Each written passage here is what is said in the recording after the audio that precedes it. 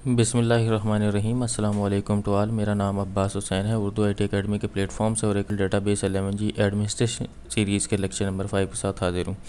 इस लेक्चर में हम सीखेंगे कि हमने माइक्रोसॉफ्ट विंडोज़ सर्वर 2012 R2 को कैसे इंस्टॉल करना है। ओके जी, मूव करते हैं स्लाइड नंबर 1 की तरफ। स्लाइड नंबर 1 में हमने ये पढ़ना है कि हमें OS इंस्टॉलेशन से पहले किन बेसिक चीज़ों का पता होना ज़रूरी है। उन बेसिक चीज़ों में for example MS Windows server 2012 developer release क्या है, बीटा रिलीज़ क्या है, या रिलीज़ 1 क्या है, रिलीज़ 2 क्या है, या सर्वर कोर / GUI में क्या फ़र्क है। ओके जी, यहाँ से मैं इसको हाइलाइटर के तौर पे यूज़ करता हूँ पेन को। विंडोज़ सर्वर 2012 डेवलपर रिलीज़ का मतलब ये है कि जब भी माइक्रोसॉफ्ट कोई ऑपरेटिंग सिस्टम बनाता है तो उसको ऑफिशियल रिलीज़ करने से पहले उसका डेवलपर वर्जन एक जो है रिलीज़ करता है। सारे OS चाहे सर्वर 2003 है, 2008 है, सर्वर 2012 है, और अभी सर्वर 2016 भी आ गया है मार्केट में। हम अभी 2012 को इसलिए यूज़ कर रहे हैं कि ज़्यादा मैच्योर ऑपरेटिंग सिस्टम अभी तक जो 16 है, लोग ज़्यादातर उस पर माइग्रेट नहीं हुए और अभी वो प्रोसेस जारी है, इसलिए मैंने सर्वर 2012 को चूज़ किया है। और वैसे भी हम 11G यूज़ कर रहे हैं और 11G के साथ ज़्यादा कंपेटिबिलिटी जो है वो सर्वर 2012 की है। या मैं ऐसे नहीं कह सकता कि कंपेटिबिलिटी है या नहीं है, मैं इस टॉपिक को दूर रखता हूँ अभी क्यों है या नहीं है। जब ओरेकल 12C की बात की जाएगी तो उसके लिए सर्वर 2016 को ही यूज़ किया जाएगा। खैर, इस टॉपिक को ख़त्म करते हैं यहाँ पे। डेवलपर रिलीज़ का मतलब ये है कि टेस्टिंग के लिए वो एक जो है रिलीज़ करते हैं। किसी भी जब भी माइक्रोसॉफ्ट कोई ऑपरेटिंग सिस्टम मार्केट में जो है ना लॉन्च करता है, उस जो टेस्टिंग जो उसका रिलीज़ होती है उसे हम डेवलपर रिलीज़ कहते हैं। वो उसमें बग्स जो है ना दुनिया में उनकी कम्युनिटी है माइक्रोसॉफ्ट की, वो उसको यूज़ करते हैं और उसके बग्स को फिर बाद में फ़िक्स करते हैं। कोई इश्यूज़ तो नहीं है, ताकि मार्केट में जाने से पहले OS को मैच्योर किया जा सके। देन है जी MS Windows server 2012 beta release. Beta release का मतलब ये होता है कि डेवलपर्स ने टेस्ट कर लिया, अब उन्होंने यूज़र्स के लिए उसे अवेल कर दिया है, लेकिन ऑफिशियली अनाउंस नहीं किया अभी। और यूज़र उसे यूज़ करते रहेंगे। कुछ 2 महीने की एक टाइमलाइन होती है, 2 महीने, 3 महीने या 6 महीने, तब तक उसे मुख्तलिफ यूज़र्स के लिए अवेलेबल होता है फ्री। लोग उसे यूज़ करते हैं और अपने कमेंट्स देते हैं कि इसमें क्या और मज़ीद इन्हेंसमेंट होनी चाहिए, या कोई बग तो नहीं है, कोई इशू तो नहीं है। उसकी बेस पे फिर माइक्रोसॉफ्ट ऑफिशियली अपना ऑपरेटिंग सिस्टम जो है मार्केट में लॉन्च करता है। उस जिसे फॉर एग्जांपल अगर मैं विंडोज़ सर्वर 2012 की बात करूं तो विंडोज़ सर्वर 2012 सिंपली एक हमारे पास जो है हमें वर्ड या सेंटेंस बोलने को मिलता है। नॉर्मली हम उसे नाउन एज रिलीज़ 1 के तौर पे जानते हैं। देन पॉइंट नंबर 4 पे Windows server 2012 R2 known as R2 का मतलब है रिलीज़ 2। देखें जी, जो रिलीज़ 1 है उसके साथ R1 नहीं लिखा हुआ, लेकिन मैं ये अज्यूम करता हूँ कि दैट इज़ R1, और R2 से मुराद है रिलीज़ 2। जब R1 रिलीज़ हो जाती है उसके साल या 2 साल बाद, या कोई 6 माह बाद, या कोई 3 साल बाद, जो भी माइक्रोसॉफ्ट ने टाइमलाइन तय की है या जो भी उनकी टाइमलाइंस होती हैं according to the operating system project, वो क्या करते हैं कि रिलीज़ 1 की बाद जो लोगों को इश्यूज आते हैं वो उनकी फिक्सिंग प्लस एडिशनल फीचर्स डाल के वो एक दूसरा ऑपरेटिंग सिस्टम रिलीज़ करते हैं जिसे R2 कहते हैं। तो जो हमें यूज़ करना है हमने अपनी लैब में, वो भी हमने R2 को ही यूज़ करना है। अगर हमारे पास रिलीज़ 2 अवेलेबल नहीं है, फॉर एग्जांपल अभी सर्वर 2016 की रिलीज़ 2 नहीं आई, तो लोग रिलीज़ 1 पे काम कर रहे हैं, लेकिन रिलीज़ 1 से रिलीज़ 2 पे अपग्रेड किया जा सकता है ऑपरेटिंग सिस्टम को। That is not a big deal. Okay जी, देन पॉइंट नंबर 5 पे है Windows server 2012 server core / GUI।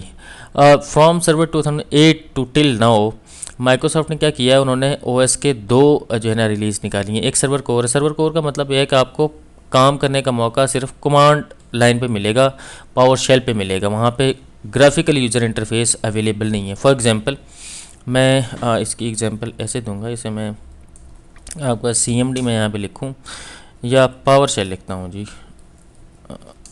यहाँ सर्च में लिख लेता हूँ मैं power shell, POWER power shell.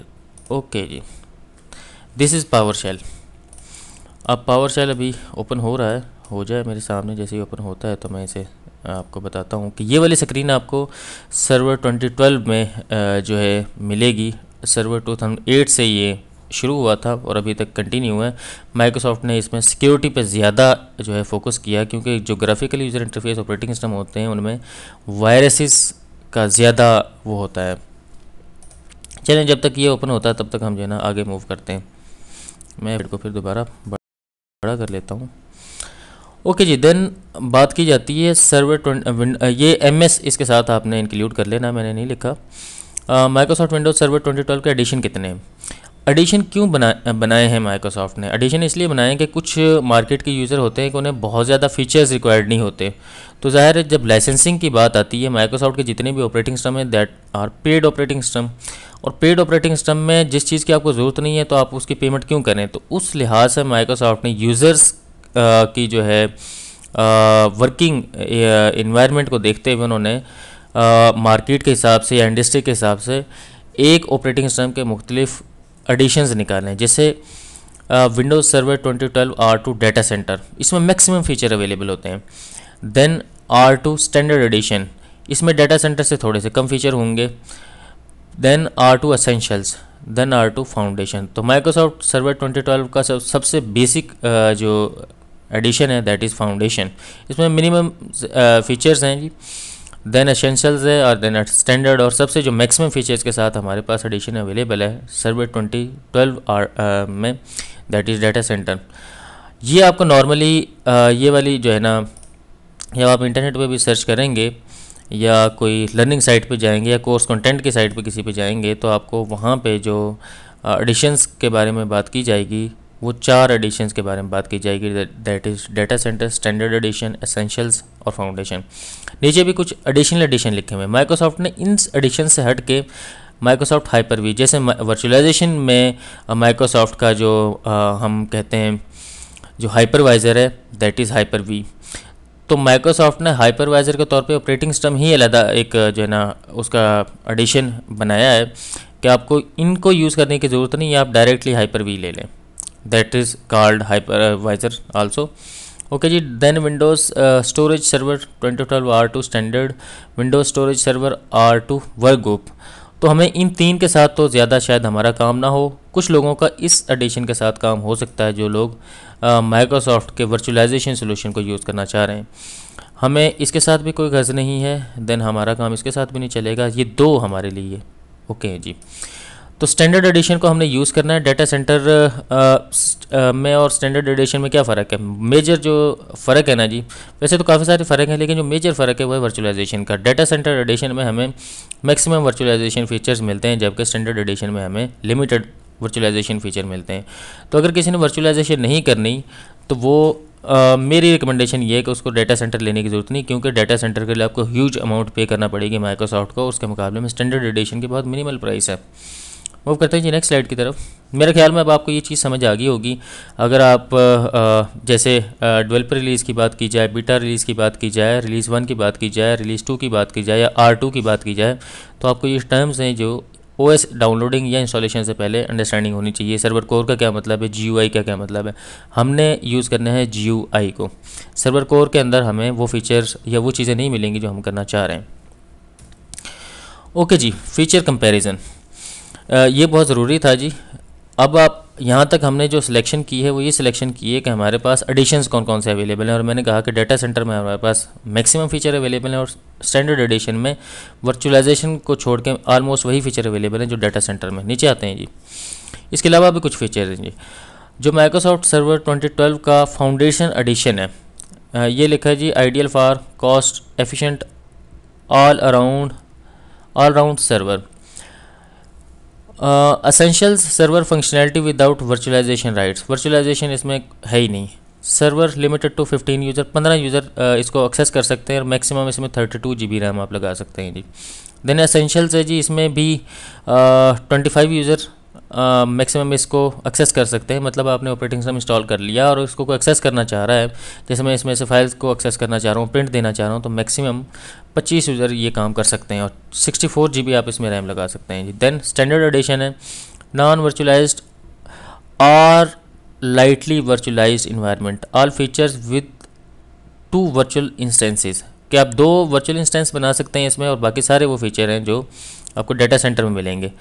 Then यहाँ पे बात आती है प्रोसेसर प्लस CAL और स्टार लिखा हुआ, ये क्या है ये बाद में डिस्कस करते हैं। 4 TB रैम लगा सकते हैं जी। अगर आपके पास कोई ऐसा सर्वर है जिसमें आपके पास 4 TB रैम लगी हुई है, या आप कहें कि आपके पास 128 GB रैम लगी है, और आप आजकल तो ये सर्वर मोस्टली ईजिली अवेलेबल हैं, और जो वर्किंग जो इन्वायरमेंट है या जो वर्कलोड है उसके हिसाब से 64 GB बहुत कम रैम है आज के ज़माने में।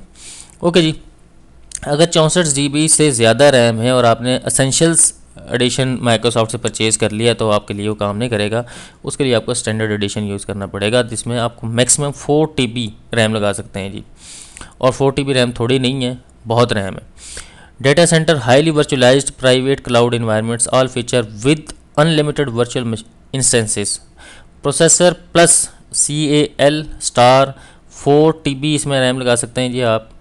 और एक और कंपैरिजन है जहाँ से मैंने इसको, ये जो इमेज ली है इस कंपैरिजन उससे ली है, ये जो मैंने नीचे लिंक दिया हुआ है। और इसके अलावा आपने अगर आप इस कंपैरिजन को डाउनलोड करना है, मैंने एक डाउनलोड किया हुआ है, ये इस लिंक से मैंने डाउनलोड किया है, अभी इसे देख सकते हैं। आपने देखना है तो वहाँ पे डाउनलोड कर लें आप। और मैं जाता हूँ जी वापस कीप, देन मैं जाता हूँ यहाँ पे, ये मेरे पास एक शीट है जो मैंने उसी लिंक से डाउनलोड की है, जो मैंने आपको वहाँ पे दिखाया है। इस शीट में देखें जी, data centre server standard essentials और फाउंडेशन, इन चीज़ों को छोड़ दें अभी। आप देखें जी, maximum locks and limits, maximum number of users based on licence data centre में, और स्टैंडर्ड एडिशन में जी बेस्ड ऑन लाइसेंसेस। जबकि एसेंशियल्स में जैसा मैंने पहले बात की 25 यूज़र कनेक्ट हो सकते हैं, और फाउंडेशन में 15 यूज़र कनेक्ट हो सकते हैं। ये लंबी एक लिस्ट है जिसको हम देख सकते हैं, लेकिन हमारे लिए जो मैं वही बात कर रहा था पहले कि हमें स्टैंडर्ड एडिशन में हमारा काम चल जाएगा। और स्टैंडर्ड एडिशन की बहुत ज़्यादा प्राइस नहीं है, मैक्सिमम मेरे ख्याल में अगर आप ये यूज़र जो कैल्स हैं उनके ऊपर डिपेंड करता है कि आपकी प्राइस क्या बनेगी। नॉर्मली आपको तकरीबन आप ऐसे कहें कि 3200 पाकिस्तान की प्राइस की में आपको ना एक कैल का लाइसेंस मिलता है। तो आप देख लें कि आपको 3200 इंटू जितने भी आपके यूज़र हैं उनकी प्राइस, और तकरीबन 70, 80 या 100 के करीब, 100,000 यानी कि 1 लाख, और प्लस वो यूज़र कैल्स जो आपने काउंट करने हैं, जो आप जिन्होंने यूज़र सर्वर को एक्सेस करना है किसी भी हवाले से, वो यूज़र्स, और प्लस 1 लाख, ये प्राइस आपकी स्टैंडर्ड एडिशन की है। और आप ये कह लें कि जो है डाटा सेंटर की प्राइस क्या होगी ये मैं भी नहीं कह सकता। मेरा जो वास्ता रहा था स्टैंडर्ड एडिशन के साथ रहा था, मैंने उसका लाइसेंस लिया था, तो मुझे उस टाइम जो है ना मैंने 5 यूज़र्स के लिए लिया था, से कोई 3 साल पहले, और उस वक्त मैंने उसकी प्राइस 125,000 पे की थी। ओके जी, एक लंबी लिस्ट है, जिसने इसको देखना है देख सकता है। और जो मैंने यहाँ पे लिंक दिया है, ये वाला लिंक यहाँ से डाउनलोड किया जा सकता है उसको। मैं देखता हूँ पावर शेल मेरे पास आया या नहीं आया। नहीं आया जी, सो गया कहीं जाके। मैं दोबारा कहीं पावर शेल लिखता हूँ।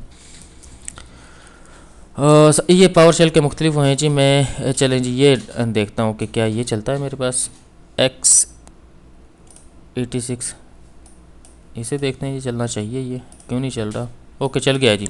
और यहाँ पे मैं एक कमांड लिखता हूँ, फॉर एग्जांपल कुछ मॉड्यूल्स इसके अंदर इंसर्ट करना होता है, मैंने कुछ नहीं किया हुआ।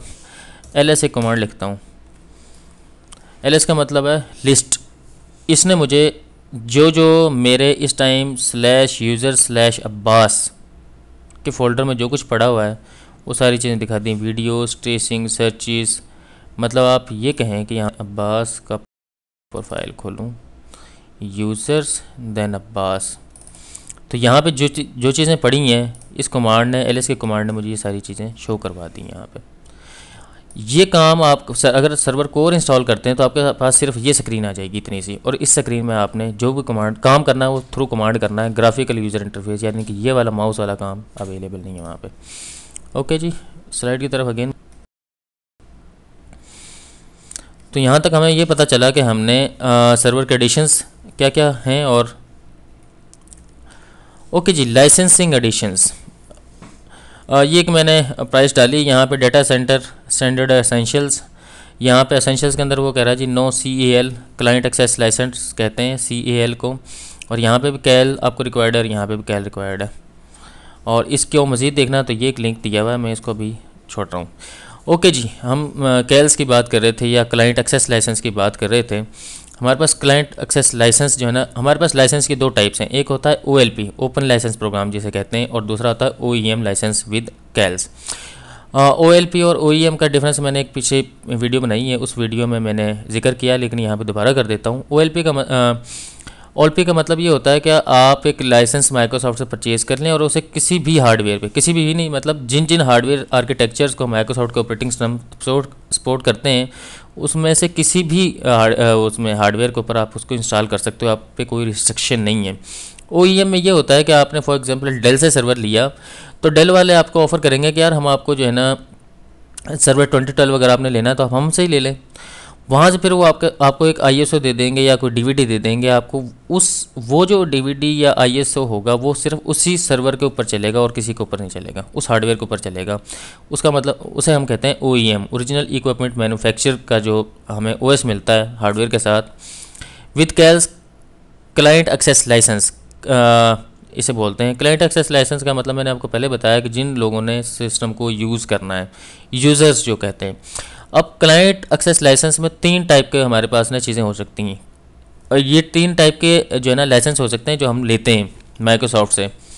एक होता है पर यूज़र कैल्स, देन पर डिवाइस के कितनी डिवाइसेस आपने सर्वर के साथ कनेक्ट करनी है। पर कोर लाइसेंस का मतलब होता है कि एक प्रोसेसर में कितने कोर्स हैं आपके पास, ठीक है जी। तो आपने कोर बेस्ड लाइसेंस लेना है, डिवाइस बेस्ड लाइसेंस लेना है, यूज़र बेस्ड लाइसेंस लेना है, ये डिपेंड करेगा जी आपने किस लाइसेंस इन्वायरमेंट को जो है ना अडॉप्ट करना है। मैंने जो लाइसेंस लिया था that was on user based licence मैंने लिया था। अब आपको ये लाइसेंसिंग के में डील करना है तो ये आपको जो है ना फिर फर्दर इस पर सर्च करना पड़ेगी, या आपको जो लोग लाइसेंसिंग में डील कर रहे हैं उन लोगों से कांटेक्ट करना पड़ेगा, तो आपको इसका बेहतरीन आइडिया हो जाएगा। यहाँ पे बताने का मकसद ये है कि सिर्फ आपको आइडिया होना चाहिए इन चीज़ों का बिफोर OS इंस्टॉलेशन, ताकि अगर आपने अपनी कंपनी के लिए सर्वर 2012 का लाइसेंस लेना है तो आपको किस बेस पे लेना पड़ेगा। तो अगर आपने जो है डेटाबेस इंस्टॉल करनी है तो आपको मेरे ख्याल में डिवाइस बेस लेने की ज़रूरत नहीं है, आप यूज़र बेस्ड लाइसेंस ले लें और वो आपके लिए बेहतरीन काम करेगा। प्राइस भी बहुत ज़्यादा नहीं है डेटा इसकी स्टैंडर्ड एडिशन की। ओके जी, नेक्स्ट मूव करते हैं जी। Microsoft Windows server 2012 installation requirement. MS Windows server 2012 R2 standard edition. क्या अच्छा एडिशन वाइज भी समटाइम हार्डवेयर रिक्वायरमेंट चेंज होती है, समटाइम नहीं होती है। तो मोस्टली आपको जो माइक्रोसॉफ्ट की वेबसाइट पे हार्डवेयर की जो रिक्वायरमेंट मिलेगी सर्वर 2012 को इंस्टॉल करने के लिए, ये मिनिमल इंस्टॉलेशन का मतलब ये है कि इतना तो होना ही चाहिए वरना ऑपरेटिंग सिस्टम इंस्टॉल नहीं होगा। क्या होना चाहिए जी, आपका जो CPU का आर्किटेक्चर है वो 64 बिट होना चाहिए। 32 बिट हमारे पास जो है आर्किटेक्चर होता है, या 64 बिट या 32 वाले को हम x86 भी कहते हैं। देन उसका जो CPU की स्पीड है जिसे हम क्लॉक रेट भी समटाइम कहते हैं 1.4 गीगाहर्ट्ज़ की होनी चाहिए। रैम 512 MB होनी चाहिए और डिस्क कैपेसिटी आपके पास 32 GB होनी चाहिए, तब आप ऑपरेटिंग सिस्टम को इंस्टॉल कर सकते हैं। नीचे लिखा हुआ है servers with more than 16 GB of RAM will require more space of for paging hibernation and dump files. अब पेजिंग क्या है, हाइबरनेशन क्या है या डम्प फाइल्स क्या है, जिन लोगों ने ऑपरेटिंग सिस्टम पढ़ा है या जो लोग पढ़ना चाहते हैं वो फिर इसको अंडरस्टैंड करें जी। यहाँ पे मैं इसका जिक्र नहीं कर रहा। ओके जी, मैंने यहाँ पे इट में depend on the edition we have selected for the installation. और हमें क्या करना पड़ेगा जी, सबसे पहले हमारे पास एक इंटरनेट कनेक्शन होना चाहिए ताकि हम इसका माइक्रोसॉफ्ट विंडोज सर्वर 2012 को डाउनलोड करें। और एक आपके पास माइक्रोसॉफ्ट का ईमेल आईडी होना चाहिए। माइक्रोसॉफ्ट से मुराद है कि हॉटमेल का या outlook.com का। और तीसरे नंबर पे आपके पास कोई डाउनलोड लिंक होना चाहिए जहाँ से आपने डाउनलोड करना है। मेरे पास ये डाउनलोड लिंक अवेलेबल है, यहाँ पे हम क्लिक करेंगे और इसको डाउनलोड करेंगे। नेक्स्ट स्लाइड है कुछ। ओके जी, डाउनलोडिंग के बाद आपको क्या करना पड़ेगा, बूटेबल USB अगर आपने बनानी है तो उसके लिए एक यूटिलिटी है रूफस RUFUS, और ये एक वेबसाइट है, वहाँ से आप डाउनलोड कर सकते हैं। इसे डाउनलोड करें और उसके थ्रू ये मैं प्रैक्टिकल करके दिखा देता हूँ अभी आपको। देन आपके पास डिस्क पार्ट एक यूटिलिटी है, डिस्क पार्ट के थ्रू भी आप जो है बूटेबल USB बना सकते हैं। अगर आपके पास आपने USB को यूज़ नहीं करना इंस्टॉलेशन के लिए, आपने DVD को यूज़ करना है, तो देन उसके लिए जी पावर ISO एक टूल है, अल्ट्रा ISO एक टूल है, नैरो बर्निंग रूम एक टूल है जी। उसके थ्रू आप उसको राइट करेंगे इमेज को DVD के ऊपर, और देन आप उसको फिज़िकल सिस्टम पे इंस्टॉलेशन शुरू करेंगे जी। और एक और चीज़ है जी, server 2012 R2 supported hardware architectures. मैंने आपसे हार्डवेयर आर्किटेक्चर्स की बात की थी कि सिर्फ दुनिया में डेल ही तो ऑपरेटिंग हार्डवेयर नहीं ना बनाता, IBM भी बनाता है, जैसे सन माइक्रो सिस्टम्स हैं वो भी हैं, और भी काफ़ी कंपनियां हैं। तो इस चीज़ को देखने के लिए कि विंडोज़ सर्वर 2012 किन किन हार्डवेयर आर्किटेक्चर को सपोर्ट करता है, तो हमारे पास एक साइट है विंडोज सर्वर कैटलॉग .com, यहाँ से जाकर देख लेते हैं हम। ये प्रैक्टिकल के तौर पे मैंने यहाँ पे खोल के भी रखा है। ओके जी, ये मेरे पास एक साइट है, ये मैंने खोली विंडोज़ सर्वर कैटलॉग .com, और यहाँ पे मैं ओएस वर्जन है जी कौन सा है जी, certified for Windows server 2012 R2, ये से हार्डवेयर HCL भी समटाइम बोलते हैं, हार्डवेयर कंपेटिबिलिटी लिस्ट। तो मैं यहाँ से कहता हूँ कि मुझे शो करवाओ जी certified for Windows server 2012 R2। 16 को मैं नहीं कर रहा। ओके जी, यहाँ पे मैंने हार्डवेयर पे क्लिक किया है जी, और उसके बाद मैंने कहा है जी मुझे आप शो करवाओ सर्वर्स। या मैंने सर्वर्स को शो करवाया, तो यहाँ देखो जी ये एंड एक ये लंबी हवावे टेक्नोलॉजी भी कोई सर्वर बनाते हैं, तो मेरे ख्याल में उनका ये वाला नंबर है। इसको मज़ीद खोल के देखते हैं क्या कहता है ये एक हार्डवेयर है जी, और हार्डवेयर के ऊपर कौन कौन से, ये इसमें सारा मुकम्मल जो है ना वो जैसे बोर्ड मैन्युफैक्चर हवावे का है, और बोर्ड प्रोडक्ट नेम ये वगैरह वगैरह, एक लंबी लिस्ट दी हुई है। आप इसे देख सकते हैं कि कौन कौन से हार्डवेयर आर्किटेक्चर्स हैं जो जिनके ऊपर विंडोज़ सर्वर 2012 R2 को इंस्टॉल किया जा सकता है। ये सिर्फ आपकी इन्फॉर्मेशन के लिए बता रहा हूँ। समटाइम आपको इस चीज़ का पता होना चाहिए कि सिर्फ डेल ही नहीं बनाता या IBM ही जो है ना सर्वर्स बिल्ड नहीं करता, और भी काफ़ी कंपनी, जैसे यहाँ पे हवावे का आपको नाम नया आ गया। अभी तक तो आपने ये सुना होगा शायद कि जो है ना सिर्फ नेटवर्क प्रोडक्ट से हवावे बनाता है, नहीं जी, हवावे काफ़ी सर्वर्स में भी डील करता है। इसके अलावा यहाँ पर ये काफ़ी सारे पेजेस लिखे हुए हैं जी।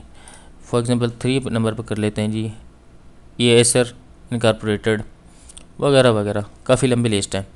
तो यहाँ तक ये आपको पता चल गया जी कि अगर आपने देखना हो कि सर्वर 2012 को कौन कौन से हार्डवेयर आर्किटेक्चर्स सपोर्ट करते हैं, तो ये आप इस साइट पे जाके देख सकते हैं। यहाँ तक बात क्लियर होगी जी। नेक्स्ट स्लाइड पे मूव करते हैं जी।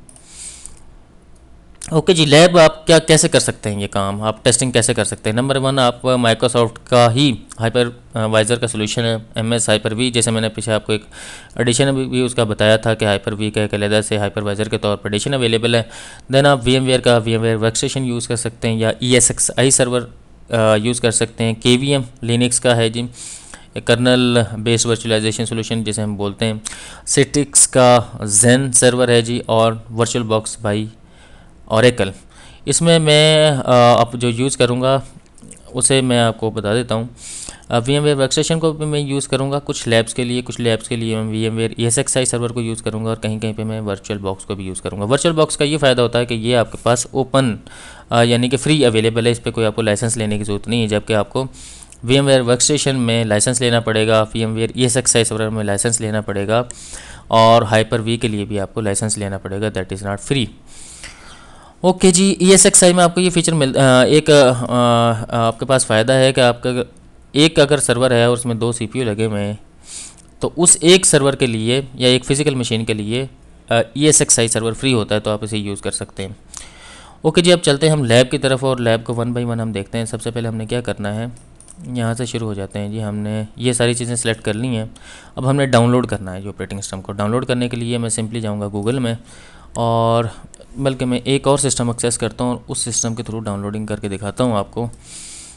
सॉरी, ओके जी, ये मेरे पास एक और सिस्टम है, और वहाँ से उस सिस्टम को एक्सेस करके मैं जाता हूँ। सिस्टम को एक्सेस किया मैंने, मेरे पास एक्सेस आ गया, और यहाँ पे मैंने ओरेकल लिखा हुआ था पहले से। खैर छोड़ें जी, मैं दोबारा से खोल लेता हूँ जी। ये मेरे पास ब्राउज़र है जी, मैं गूगल क्रोम को यूज़ करता हूँ, और गूगल क्रोम को यूज़ करते हुए मैं कहता हूँ कि डाउनलोड सर्वर 2012 R2। ओके जी, यहाँ पे पहला मेरे पास लिंक आ गया। ये वही लिंक है जिसकी मैं पहले बात कर रहा था। इस पर मैंने क्लिक किया, और जैसे मैंने क्लिक किया तो मेरे पास सर्वर 2012 की जो माइक्रोसॉफ्ट की वेबसाइट खुल गई, और वहाँ पे उसने मुझे यहाँ पे देखें जी सर्वर 2012, ये विंडोज़ काफ़ी सारी चीज़ें आ रही हैं। हमने सर्वर 2012 को सिलेक्ट किया। सर्वर 2012 को सिलेक्ट करने के लिए उसने सबसे पहले कहा जी to download register to continue. मैंने कहा ओके, और उसने कहा जी फर्स्ट नेम मैं फॉर एग्जांपल कहता हूँ अब्बास, देन उसने कहा लास्ट नेम मैं कहता हूँ, और स्टार जो लगा हुआ इसका मतलब है कि ये ज़रूरी है फील्ड फिल करना।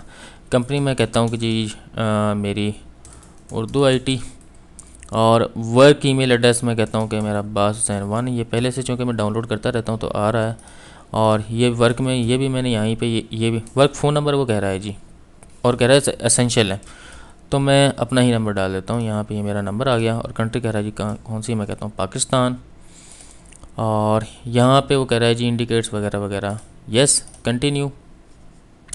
अब वो देखें जी 4 आपको जो है ना कहता है जी ISO अपना डाउनलोड करना है या अज्यूर यूज़ करना है, आपने वर्चुअल लैब यूज़ करनी है, VHD वर्चुअल हार्ड डिस्क हमें कहते हैं, वो बता रहा है। मैं कहता हूँ नहीं मैंने ISO डाउनलोड करना है। ये क्या है, ये अलग एक कहानी है। और फॉर एग्जांपल मैं इस टाइम जो हमारे लिए काम करेगा, चाहे हमने फिजिकल सिस्टम पे इंस्टॉलेशन करनी है चाहे VMware पे इंस्टॉलेशन के लिए, हमारे लिए जो है ना सबसे बेस्ट चीज़ ये कि हम ISO डाउनलोड करें। उसके अंदर हमें प्रॉपर एक इंस्टॉलेशन का पता चल जाएगा। कंटिन्यू जी, कंटिन्यू के लिए उसने कहा जी कौन सी लैंग्वेज, मैंने कहा इंग्लिश। उसने कहा कौन सा हार्डवेयर आर्किटेक्चर है आपके पास, मैंने कहा 64 बिट और डाउनलोड। यहाँ पे मैंने डाउनलोड पे क्लिक किया, ये मेरे पास एक नंबर आ रहा है, ये इमेज है जी, और ये देखें जी डाउनलोडिंग स्टार्ट हो गई है। ठीक है जी, अब ये 4.2 GB का मेरे पास एक ISO है, इसने डाउनलोड हो रहा है और डाउनलोड होने के बाद इसकी इंस्टॉलेशन हम करेंगे।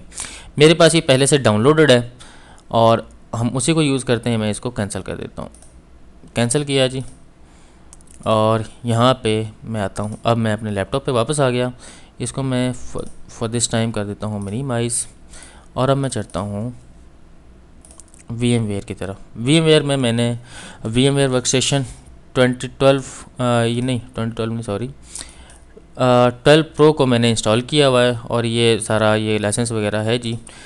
और इसको मैं दोबारा फिर वैसे एक दफ़ा स्टार्ट कर लेता हूँ, ताकि आपको जब फर्स्ट टाइम आप खोलेंगे VMware को इंस्टॉलेशन के बाद तो आपको ये ऑप्शन आएंगे जी। ओपन अ वर्चुअल मशीन का मतलब होता है कि पहले से कोई वर्चुअल मशीन बनी हुई है उसको ओपन करना। Connect a remote server, connect a remote server का मतलब है कि आपका कहीं हाइपरवाइज़र के थ्रू आपने कनेक्ट करना है।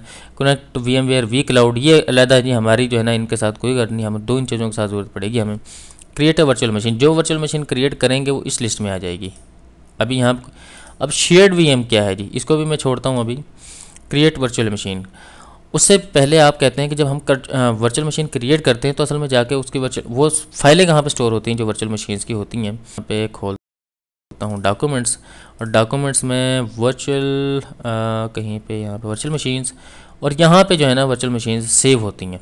इस बात पे आके जो भी आपका करंट यूज़र होगा उसमें डॉक्यूमेंट्स के फोल्डर में वर्चुअल मशीन्स का फोल्डर बनता है, और वहाँ पे जाके फॉर एग्जांपल विंडोज 7 की बात करूँ तो ये सारी वो फाइलें बनी हुई हैं जो मैंने एक विंडोज 7 की मशीन बनाई थी उसके लिए बनी थी। मैं इस बात को कैसे चेंज करूं, नॉर्मली मैं क्या करता हूं कि चूँकि समटाइम क्या होता है कि आपका OS किसी वजह से करप्ट हो जाए या कोई इशू आ जाए तो फिर आपको इशू होता है। मैंने अपने एजुकेशन वाले ड्राइव में एक फ़ोल्डर बनाया ओरेकल VMs के नाम से, और यहाँ पे फिर मैंने ओरेकल लैब्स के नाम से एक फ़ोल्डर बनाया। मैं चाहता हूँ कि जब भी मैं कोई वर्चुअल मशीन बनाऊँ ना बाय डिफ़ॉल्ट इस फोल्डर में सेव हो जाया करे। तो मैं चुप करके क्या करूँगा, यहाँ पर इसका पाथ चेंज कर दूँगा। ओके जी, और ओके। अब जो भी मैं वर्चुअल मशीन बनाऊंगा ये मैं फ़ोल्डर में खोल लेता हूँ, बल्कि ये खुल गया है मेरे सामने, वो ऑटोमेटिकली इस फोल्डर में आके सेव होना शुरू हो जाएगी। और किसी वजह से अगर मेरा ऑपरेटिंग सिस्टम करप्ट होता है या काम करना छोड़ जाता है तो दोबारा मैं ऑपरेटिंग सिस्टम इंस्टॉल करूँगा, मेरी सारी वर्चुअल मशीनें यहाँ पे पड़ी होंगी, और जब दोबारा नेक्स्ट टाइम मैंने उस वर्चुअल मशीन को चलाना होगा तो मैं ओपन वर्चुअल मशीन करूँगा। ओके जी, यहाँ तक समझ आ गया जी। मैं क्रिएट न्यू वर्चुअल मशीन करता हूँ। क्रिएट न्यू वर्चुअल मशीन किया तो मेरे पास 2 उसने चीज़ें पूछी जी। Typical create a workstation 12.0 virtual machine if in a few easy steps, और कस्टम एडवांस यूज़र्स के लिए हम पहले करते हैं कस्टम के ऊपर क्लिक। यहाँ पे कहता है जी हार्डवेयर कंपेटिबिलिटी किसके लिए। समटाइम ऐसे होता है ना कि आपने कोई ऐसी वर्चुअल मशीन है जो आपने VMware 10 पे बनाई हुई है, वर्क स्टेशन 10 पे, वो नहीं चलेगी इस पर। अगर मैं यहाँ पे ये सेलेक्ट कर दूँ 10, तो फिर मेरे पास वो मशीन है जो VMware जो है ना उस पर वर्क स्टेशन 10 पे बनी हुई वो भी इस पर चल जाएंगी। और फिर इसकी लिमिटेशन कह रहा है जी आप इसमें मैक्सिमम 64 GB रैम दे सकते हैं, 16 प्रोसेसर दे सकते हैं, 10 नेटवर्क अडाप्टर लगा सकते हैं। अगर मैं 12 करता हूँ तो क्या फैसिलिटी देता है, लो जी 16 प्रोसेसर, 10 नेटवर्क कार्ड और 8 TB, वही बात। और नेक्स्ट करूँगा तो क्या है जी, वो कह रहा है जी ISO बताओ या इमेज बताओ। मैं अब वापस जाता हूँ, मैं टिपिकल पे आ जाता हूँ। टिपिकल पे मैंने क्लिक किया, रिकमेंडेड है जो, नेक्स्ट किया। सबसे पहले मुझसे पूछा कि क्वेश्चन कि आपने इंस्टॉलेशन कहाँ से करनी है, जो आप मेरे लैपटॉप में DVD ड्राइव लगी हुई है क्या उससे इंस्टॉलेशन करनी है आपने, या अगर आपके पास 2 हैं तो दोनों में से किससे करनी है वो बता दें यहाँ पे। या आपने इंस्टॉलेशन डिस्क डालनी है जो नॉर्मली ISO होती है, या आपने कहना है कि I will install operating system later. अच्छा, अगर मैं ये वाला काम कर लूँ ना, नेक्स्ट करूँ इसे, तो समटाइम क्या होता है कि ये ना यहाँ पे ना मुझसे कीज़ वगैरह पूछना शुरू कर देता है। अब इसमें ओरेकल थी पहले से लगी हुई है, ISO में उसे छोड़ता हूँ। खैर तो वो उस चीज़ से बचने के लिए ना मैं नॉर्मली ये तीसरा ऑप्शन सेलेक्ट कर लेता हूँ, I will install operating system later. Next करता हूँ। वो कहता है, मुझसे पूछता है कि आपने कुछ कैटेगरीज उसने बनाई हुई हैं, माइक्रोसॉफ्ट विंडोज़ इंस्टॉल करनी है या लिनक्स के किसी फ्लेवर पे कहाँ, और जो लिनक्स के फ्लेवर है मैं उसमें कौन कौन सा सपोर्ट करता है, ये कस्टम एक उसकी टेम्पलेट बना लेगा। मैं माइक्रोसॉफ्ट विंडोज़ को सिलेक्ट करता हूँ और विंडोज़ में उसे कह रहा है जी कौन सी, तो मैं यहाँ पे कहता हूँ कि मुझे विंडोज़ सर्वर में सर्वर चाहिए जी। इसने सर्वर 2012 ये आ गया जी। अगर यहाँ पे लिस्ट में सेलेक्ट ना हो तो कोई मसला नहीं है, आप अदर कर लें या ऐड करके नेक्स्ट कर सकते हैं। मैं नेक्स्ट किया। अब उसने पूछा कि इस मशीन का नाम क्या रखना है, जो नाम डिस्प्ले होगा सिर्फ इस लिस्ट में डिस्प्ले होगा उसका नाम पूछ रहा है क्या रखना है। मैं कहता हूँ कि इसका MS का मतलब माइक्रोसॉफ्ट डैश विन, ओके जी विंडोज़, और SR का मतलब सर्वर, और 2012 R2 सॉरी 2012 या सिर्फ 12 कर लें आप, और अंडरस्कोर R2 भी मैं साथ लिखता हूँ, अंडरस्कोर OR ओरेकल मैंने लिख दिया जी, ओरेकल के लिए मैं बना रहा हूँ इस मशीन को। या आप ना रखें या रख लें, जैसे भी आपको दिल करो। देखें बाय डिफ़ॉल्ट लोकेशन कहाँ पे आ गई, ओरेकल लैब्स में, जो मैंने फ़ोल्डर बनाया था इसे दी थी। और वो कह रहा है कि अगर आपने इसको चेंज करना है तो ये प्रेफरेंसेस में जाके दोबारा भी चेंज कर सकते हैं आप। नेक्स्ट किया जी। वो कह रहा है जी इसको हार्ड डिस्क कितनी देनी है आपने, और हार्ड डिस्क को मल्टीपल फाइलों में सेव करना है या एक में सेव करना है। मैं कहता हूँ मैंने 1 में सेव करना है, और हार्ड डिस्क मैं कहता हूँ कि मैंने इसे देनी है 100 GB। ये डिपेंड आपकी रिक्वायरमेंट पे, आप कहते हैं 1000 GB मैंने देनी, मैं कहता हूँ चलो 1000 GB दे दो जी इसे हार्ड डिस्क। वो कहता है जी रिकमेंडेड साइज़ क्या है जी, आप 60 GB लगा लो। मैं कहता हूँ नहीं, 1000 GB हार्ड डिस्क दो इसे। अब मैं अजीम कर रहा हूँ कि आपके पास 1 TB की एक ही हार्ड डिस्क है आपके सिस्टम में लगी हुई है और आप उस पर इंस्टॉलेशन करने जा रहे हैं। नेक्स्ट किया जी। और नेक्स्ट करने के बाद ये सारी मेरे पास इसकी समरी आ गई। इसको मैं कस्टमाइज़ हार्डवेयर कहता हूँ। हार्डवेयर में गया तो उसने कहा जी रैम कितनी लगा सकते हैं, मैक्सिमम 64 GB लगा सकते हैं। मेरे पास इस टाइम मेरे लैपटॉप में लगी हुई है 8 GB रैम, तो मैं कहता हूँ 8 GB में से आप 2 GB से दे दो, और बाकी जो रैम है वो मेरा लैपटॉप अपने ये रिकॉर्डिंग की जो रिसोर्सेज हैं बाकी का मैं प्रोसेसर, मेरे पास प्रोसेसर है एक, और उस प्रोसेसर में मेरे पास कोर्स कितनी है जी, कोर i7 है मेरे पास। मैं कहता हूँ कि नहीं, उसमें से मुझे सिर्फ 2 कोर्स चाहिए, बाकी उसमें जाने दो। वर्चुअलाइजेशन इंजन कौन सा है जी, disable. Acceleration for binary translation virtual, ये मैं छोड़ता हूँ अभी, इसको किसी और मकसद के लिए यूज़ किया जाता है, मैं इसे ऑटोमेटिक पर रहने देता हूँ। CD DVD में कह रहा है जी कि बताएं, और connect at power on, first time जब आपने इंस्टॉलेशन करनी है तो ये काम लाजमी करना है। मैं कहता हूँ कि ISO इमेज को डाउनलोड मैंने एक रखी हुई है, और ISO इमेज मेरे पास कहाँ पे, मेरे पास मैंने ऑपरेटिंग सिस्टम का एक फ़ोल्डर बनाया अपने सिस्टम में, और वहाँ पे एक लाइसेंस OS के नाम से एक मेरे पास फ़ोल्डर है, यहाँ पे सर्वर 2012 R2.ISO, इसको मैंने ओके किया। नेटवर्क अडाप्टर में वो कह रहा है जी आपको नेट के तौर पर रखना है, होस्ट ओनली रखना है, कस्टम रखना है। मैं कहता हूँ नेट पे रहने दो अभी।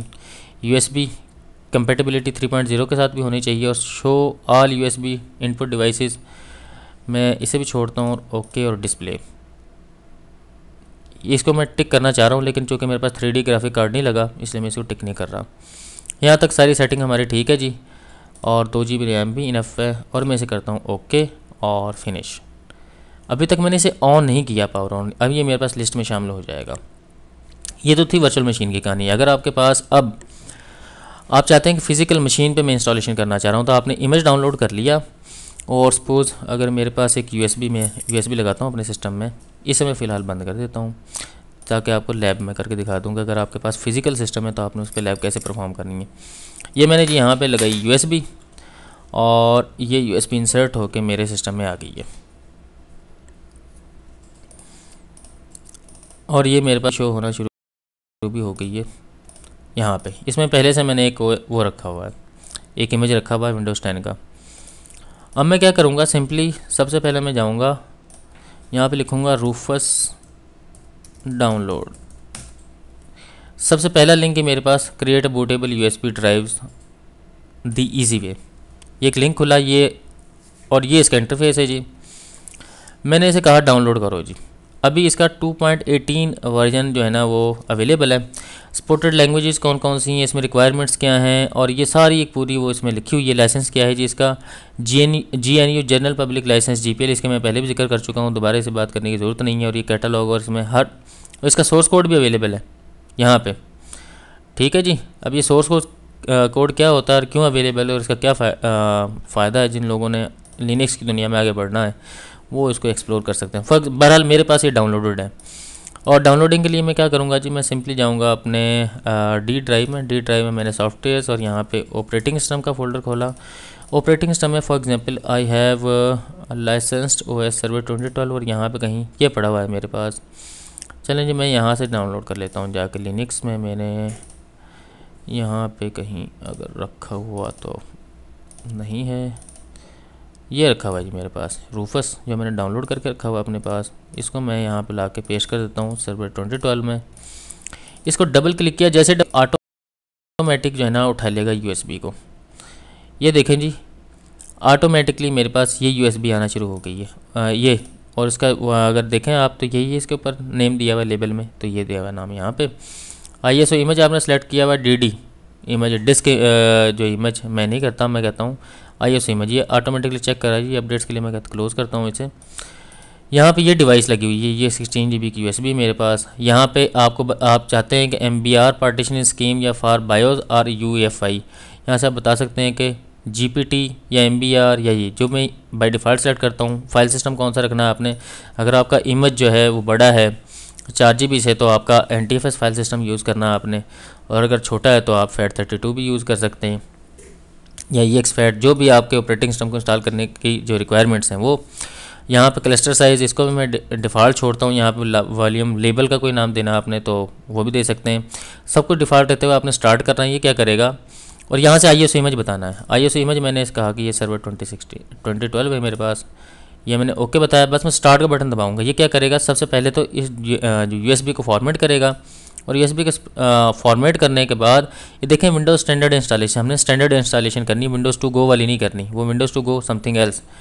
और create extended label and icon files, ये सारी चीज़ें आएंगी। स्टार्ट का बटन दबाएंगे और ये क्या करेगा, सर्वर 2012 वाली इमेज को राइट डाउन करेगा USB में। मैंने USB को निकालना है, और USB को निकालने के बाद मैं लगाऊंगा सिस्टम में, और उसको बूटेबल फ्रॉम USB करूँगा बायोस में जाके, फर्स्ट टाइम जो बूट डिवाइस प्रायोरिटी होती है उसमें, और प्रेस एनी की गई मेरे पास एक ऑप्शन आएगा और वहाँ से काम शुरू कर दूँगा। अब मैं चलता हूँ जी VMware वर्कस्टेशन पे, जहाँ पे हमारी ओरिजिनल लैब थी। इसे मैं ओपन करता हूँ। ओपन किया जी मैंने, और इसको मैंने कर लिया। इसमें सबसे पहले हमने ये चीज़ देख लेनी है कि क्या मेरे पास DVD में ये ऑन है, और इसको कनेक्टेड ऐड पावर ऑन पे लाजमी करना है। यहाँ से मैंने सेलेक्ट किया और पावर ऑन का बटन दबाया। जैसे मैं पावर ऑन का बटन दबाऊँगा तो ये इसका कंसोल में चला जाएगा, टिक करूँगा तो ये इसके अंदर चला जाएगा। और यहाँ पे जब फर्स्ट टाइम आप कोई ऑपरेटिंग सिस्टम इंस्टॉल करते हैं, चाहे फिजिकल सिस्टम है चाहे आपके पास VMware का वर्कस्टेशन है, तो आपसे वो कुछ नहीं पूछता, डायरेक्ट OS इंस्टॉलेशन पे चला जाता है, ठीक है जी। और अगर आपने पहले से कोई ऑपरेटिंग सिस्टम इंस्टॉल किया हुआ है तो वो बार बार आपको बूट डिवाइस प्रायोरिटी बतानी पड़ती है उसकी, या अगर आपने हार्ड डिस्क को पहले से इनिशियलाइज़ किया हुआ है। यहाँ पर हमारी इंस्टॉलेशन शुरू हो गई है, और इंस्टॉलेशन शुरू होने के बाद मैं क्या करता हूँ,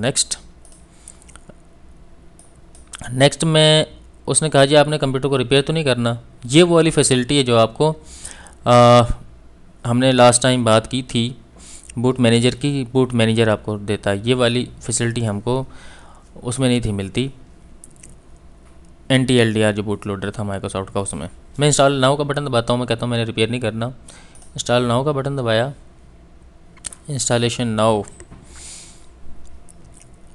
ये मैंने पार्ट 1 को इसलिए किया है कि हम एक पार्ट जो है ना, यहाँ पे देखें जी वही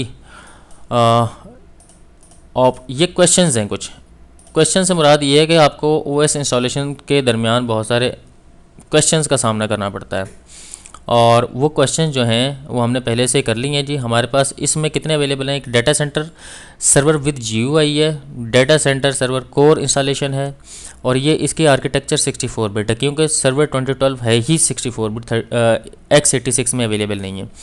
ऐसे ही डाटा स्टैंडर्ड एडिशन है जी विद GUI और विद कोर। हमने स्टैंडर्ड एडिशन विद GUI कर लेते हैं, किसी ने डाटा सेंटर करना है तो वो कर सकता है। हमारे पास जो है ना इसका 3 महीने का टाइम होगा, 90 डेज़ का। उसमें अगर हमने ये करना है, ये देखें जी, वो ईमेल भी मुझे आ गई है, जो ईमेल हमने वहाँ पे ईमेल आईडी डाला था उसका वो कह रहा है जी इसका जो आपने ये रिसोर्सेज फ्रॉम माइक्रोसॉफ्ट, इसमें भी एक लिंक आ गया, अगर मैं चाहूँ लेटर ऑन डाउनलोड करना थी तो वो भी मेरे पास अवेलेबल है।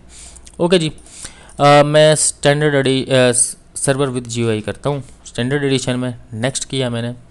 जैसे मैं नेक्स्ट किया तो यहाँ पे एक लाइसेंसिंग का वो आया, मैं इस लाइसेंस को एक्सेप्ट कर लेता हूँ यहाँ पे नेक्स्ट, और नेक्स्ट इंस्टॉल किया। अगर मेरे पास स्क्रीन जो आई है यहाँ पे, ये इंपॉर्टेंट स्क्रीन है, which type of installation do you want. अगर आपके पास पहले से ऑपरेटिंग सिस्टम इंस्टॉल है, फॉर एग्जांपल आपके पास है सर्वर 2008 इंस्टॉल है, और अगर आपने उसको अपग्रेड करना है, आप चाहते हैं कि उसी को अपग्रेड करके मैं 2012 पे शिफ्ट कर दूं, तो आप ये वाला सेलेक्ट करेंगे।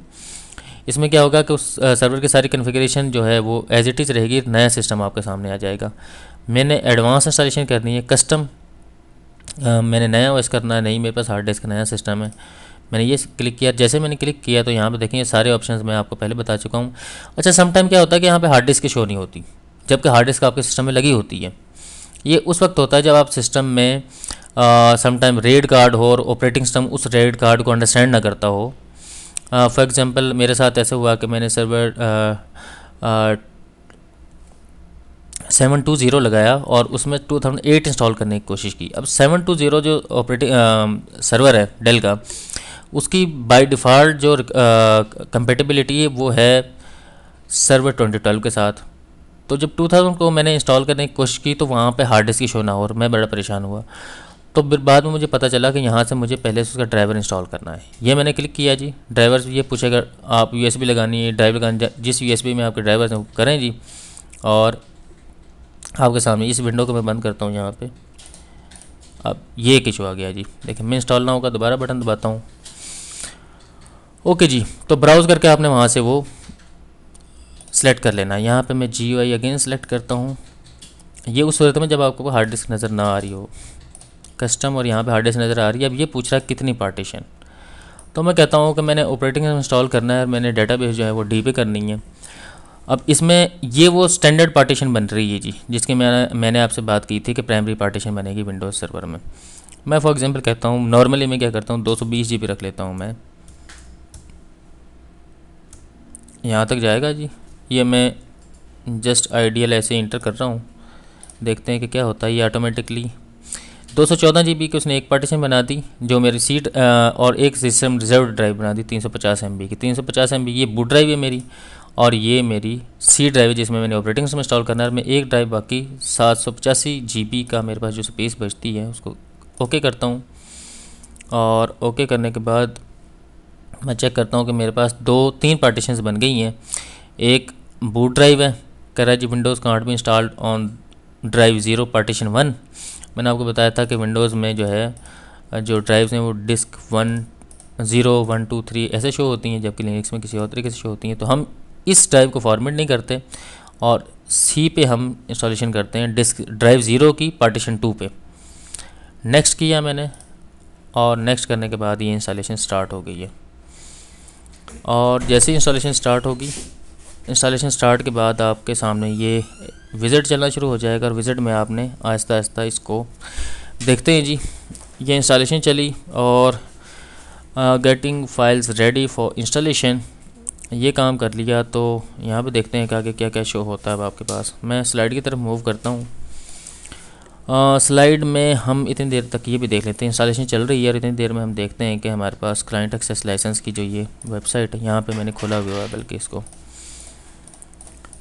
और यहाँ पे मैंने एक और चीज़ आपको बताई थी, बताने की कोशिश की थी। अगर मैं देखता हूँ कि मेरे पास अल्ट्रा ISO एक सॉफ्टवेयर इंस्टॉल्ड है, जो मैंने एप्लीकेशन बताई थी आपको, अगर आपने DVD को राइट करना हो, बूटेबल बनाना हो, तो ये आपके सामने एक ISO का एक सॉफ्टवेयर है जी, अल्ट्रा ISO जिसे कहते हैं।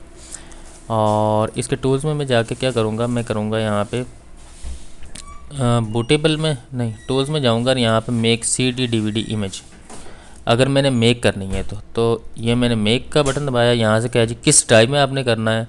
और ये फॉर एग्जांपल मैं चाहता हूँ कि यार मेरे पास यहाँ पे कोई इमेज पड़ा है, उसको मैंने राइट करना है, या मेरे पास पहले से किसी DVD में, फॉर एग्जांपल मेरे पास कोई ड्राइव है, कोई CD है जिसमें पहले से फॉर एग्जांपल विंडोज़ XP है, और वो मेरे DVD रोम में लगी हुई है इस टाइम, और मैं जैसे ही इसको यहाँ पे नाम दूंगा और वो पूछेगा किस फॉर्मेट में मैं इसको सेव करूँ।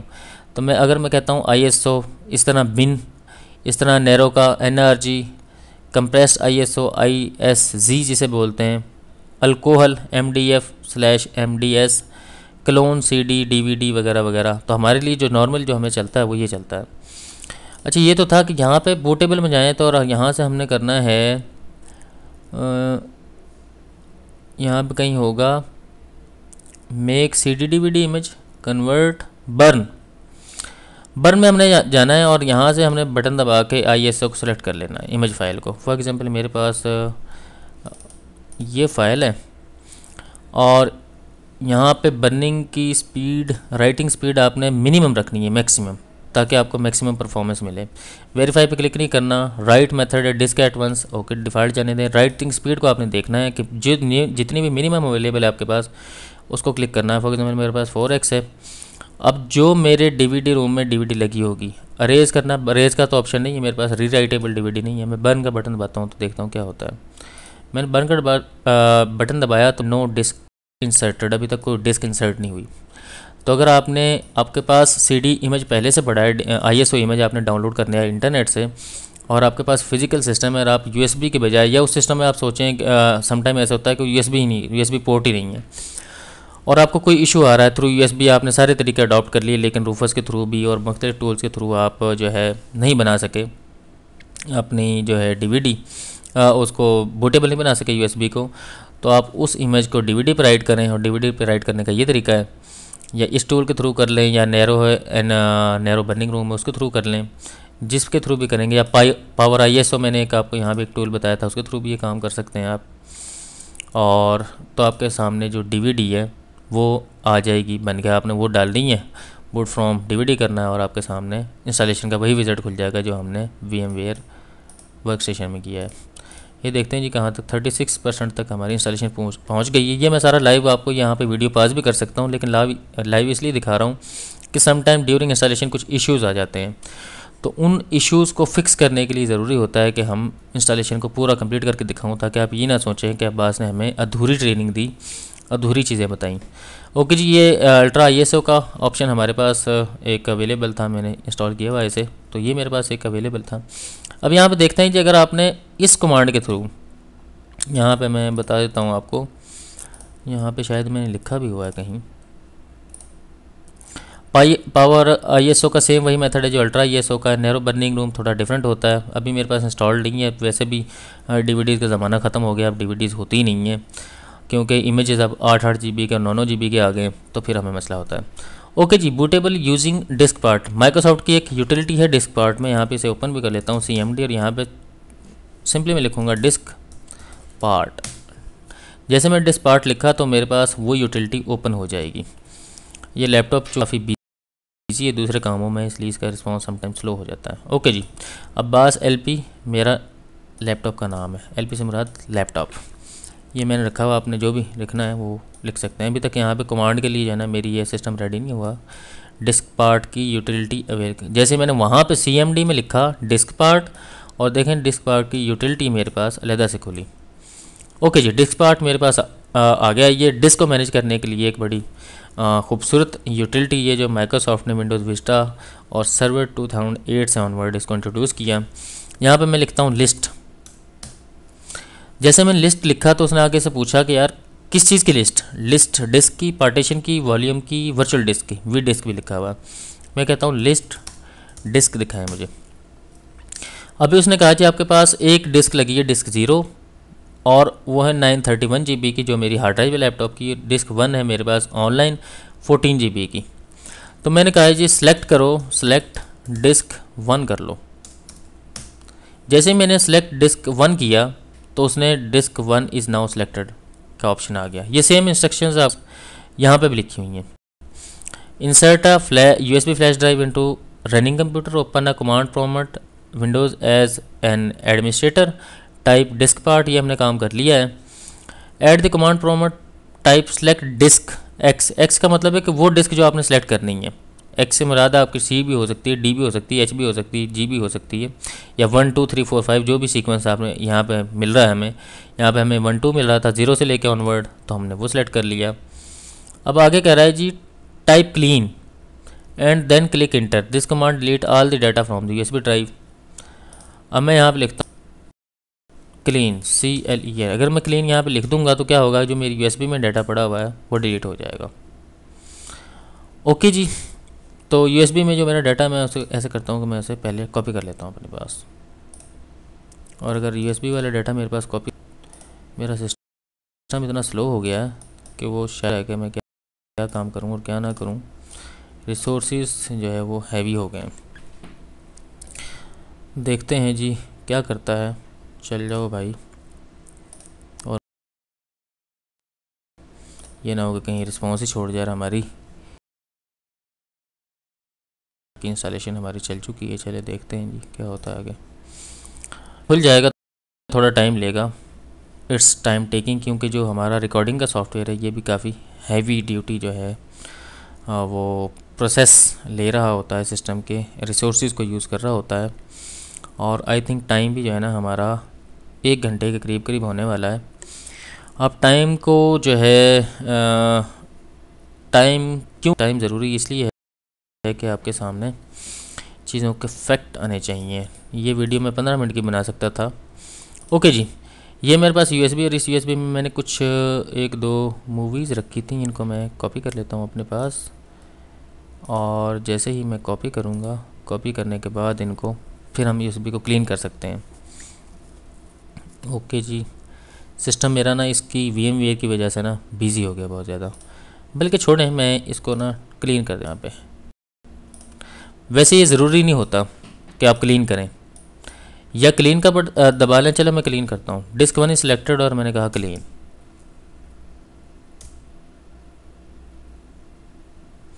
जैसे मैंने क्लीन का बट वो कह रहा है जी एक्सेस इज डिनाइड, कोई इशू आ रहा है। ये इशू इसलिए आया था कि मैंने इसको ना कहीं ब्राउज़र में एक्सेस किया था। तो क्या मेरे पास खुली ये डिस्क? सॉरी, मुझे ना वैसे। ओके जी, मैं वो ये कह रहा है कि इस डिस्क को फॉर्मेट करें आप। यहाँ पे कोई एरर भी आ गया, वो कह रहा है जी एक्सेसिबल नहीं है disk, H is not accessible. Okay, तो सिस्टम जो है ना वो सोने की तरफ चला गया है मेरा।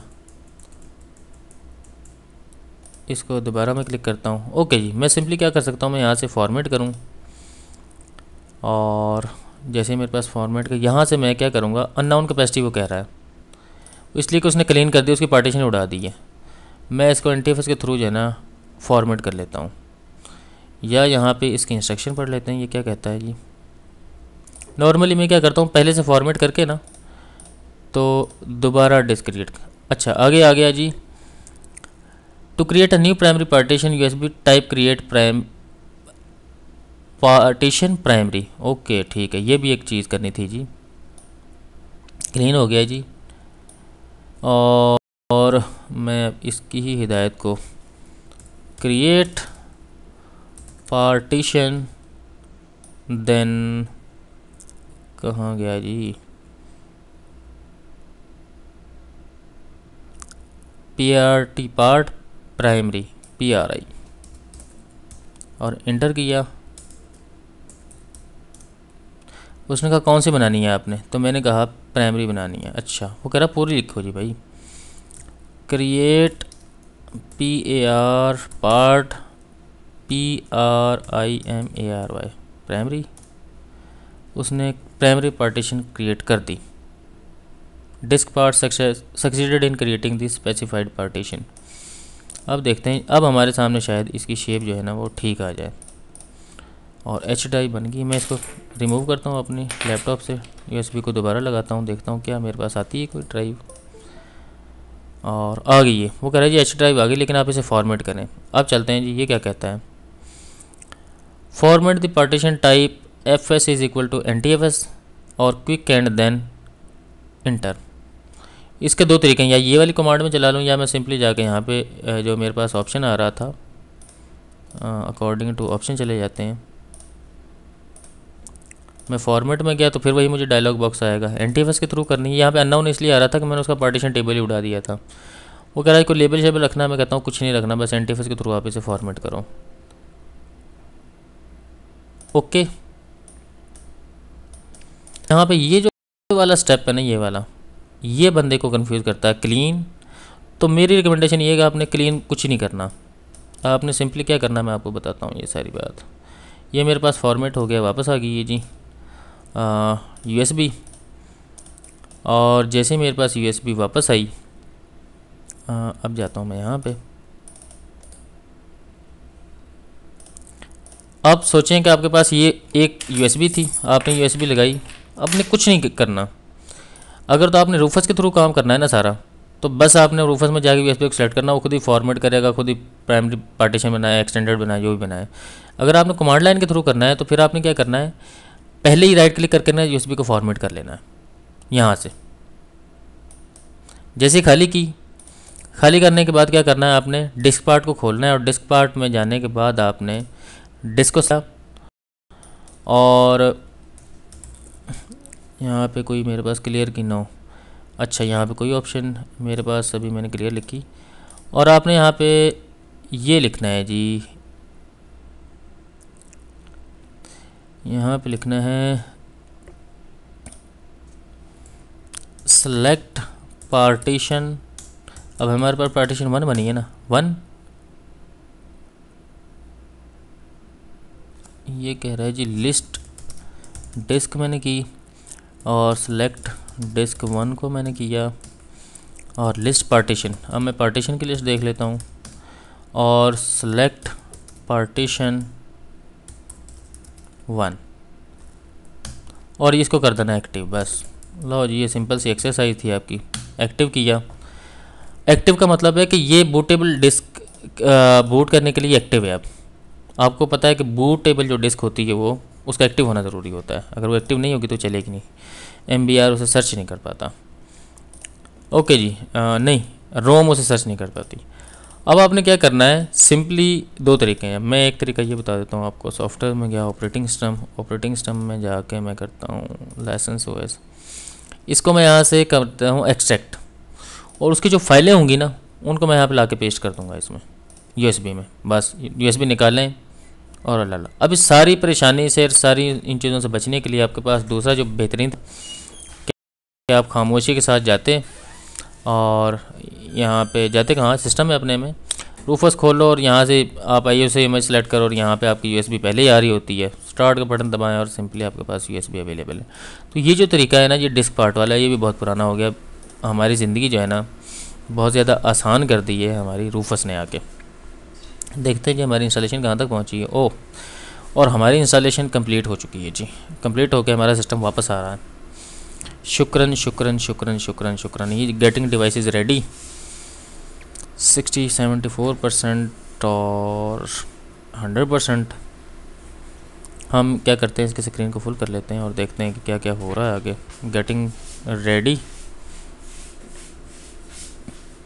विंडोज़ 7 में एक बूटेबल यूटिलिटी भी आई थी कि उसको डाउनलोड करें और बाकी काम करें। खैर ये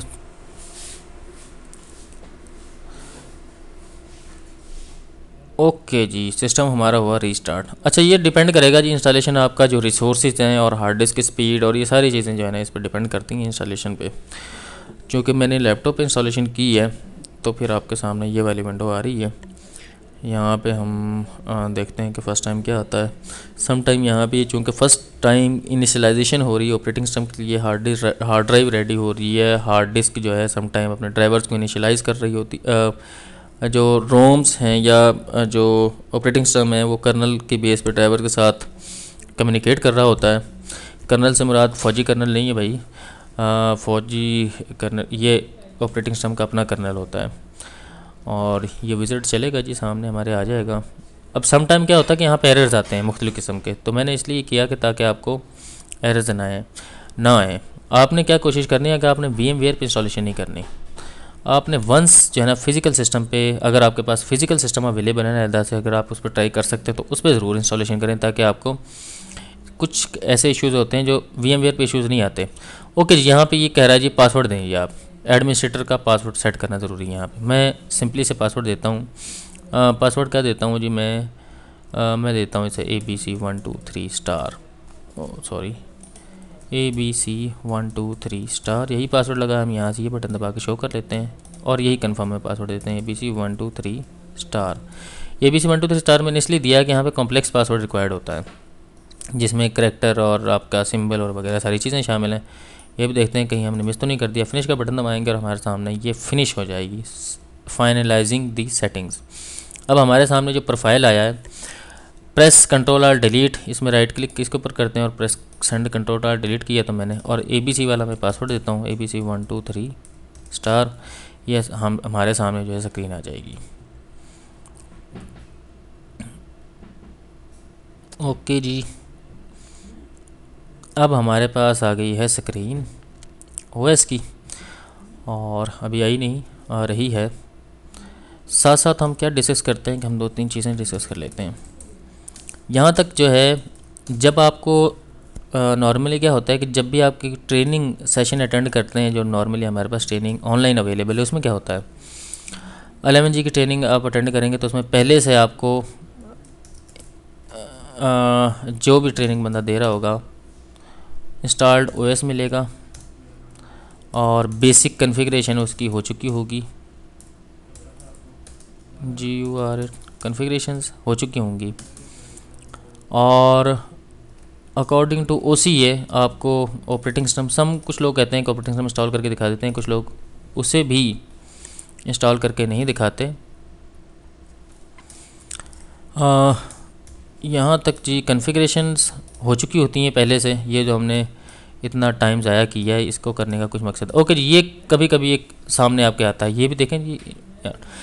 अब मेरा PC इस टाइम नेटवर्क पे था या नहीं है, लेकिन मेरा अपना जो लैपटॉप है और नेटवर्क का हिस्सा है, वो कहता है जी do you want to find PCs devices and content on this network वगैरह वगैरह। मैं कहता हूँ कि, वो कहता है जी we recommend that you do this on your home and work network. वो ये कह रहा है कि अगर आपका होम का नेटवर्क है या आपका ऐसा नेटवर्क जहाँ पे आप काम कर रहे हैं, जो ऑफिस का नेटवर्क है, वहाँ पे आप ये काम करें। मैं कहता हूँ चलिए ठीक है जी, कर दो, आप नो कर दो चाहे येस कर दो। बाय डिफ़ॉल्ट से ये देखें जी, ये हाईलाइटेड भी है, ये येस है, मैं इसे येस कर देता हूँ। ओके, तो यहाँ पर देखें मेरे पास ये इंटरनेट एक्सेस आ रही है, जबकि इंटरनेट एक्सेस नहीं आनी चाहिए। अभी तक तो मैंने इंटरनेट इस पर चलाया ही नहीं। ओके, यहाँ पे देखते हैं कि सर्विसेज का क्या एरर आया है जी। एक सर्विसेज का एरर आ गया है मेरे पास, स्टार्ट पेंडिंग। ये एक service user access logging service, एक सर्विस है, वो कहता है जी डिले से ये लॉगिन होगी, स्टार्ट होगी थोड़ी देर में, और जितने भी आपके सर्विसेज वगैरह के इश्यूज़ होते हैं वो यहाँ पे आ रहे होते हैं।